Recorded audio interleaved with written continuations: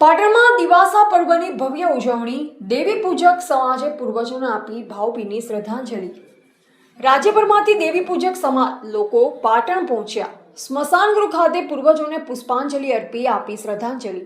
પાટણ શહેર સહિત સમગ્ર ગુજરાત અને દેશભરમાં વસતા દેવી પૂજક સમાજ માટે દિવાસા પર્વનું વિશેષ મહત્વ છે। અષાઢ વડ 14ના દિવસે ઉજવાતા પર્વની પાટણમાં દેવી પૂજક સમાજ દ્વારા પરંપરાગત રીત રિવાજ અને શ્રદ્ધાભેર ઉજવણી કરવામાં આવી।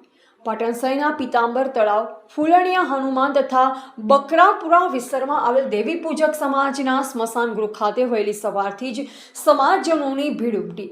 રાજ્યના વિવિધ વિસ્તારોમાંથી દેવી પૂજક સમાજના લોકો આશરે 15 જેટલી લક્ઝરી બસોમાં પાટણ પહોંચ્યા હતા।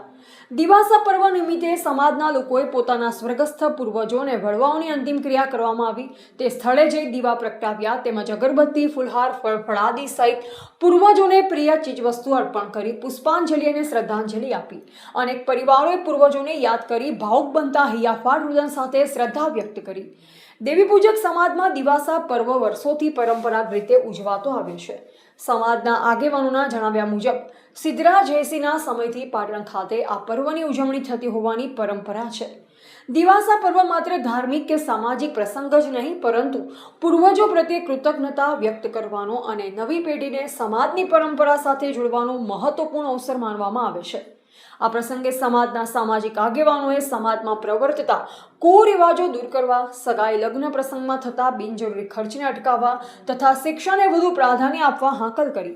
સમાજના વિદ્યાર્થીઓ માટે તાજેતરમાં લાઇબ્રેરી શરૂ કરવામાં આવી હોવાનું જણાવી બાળકો તેનો લાભ લઈ વધુ શિક્ષણ મેળવે તેવી આશા વ્યક્ત કરવામાં આવી। દિવાસા પર્વની ઉજવણી દરમિયાન પાટણ ખાતે મોટી સંખ્યામાં સમાજોને એકત્ર થતા સમગ્ર વિસ્તાર દેવી પૂજક સમાજની પરંપરા, શ્રદ્ધા અને સામાજિક એકતાના રંગે રંગાયો હતો। જે પટણી સમાજની જન્મભૂમિ દેવકાળ ધામ કહેવાય। આદો અનાદિકાળથી આ અરકાઈ માતાના મંદિરે અમારા 4 સ્મશાન ગૃહ, ત્યાં અમારા પૂર્વજો જે દેવલોક થઈ ગયા હોય તેમને દિવાસા રૂપે શ્રદ્ધાંજલિ આપવા માટે ગામે ગામ અને અહીંયા આવે છે અને દિવાસાનો માહોલ આવે છે। અહીંયા જે સમાધિ હોય અમારા પૂર્વજો મરી ગયા હોય ત્યાં ફૂલ, દીપ, ફ્રૂટ, નાળિયેર અને દીપ સળગાવી એમને અગાઉ જે મરી ગયા હોય એમને શ્રદ્ધાંજલિ આપે અને એમની જે મનોકામના હોય એમની જોડે માગે છે।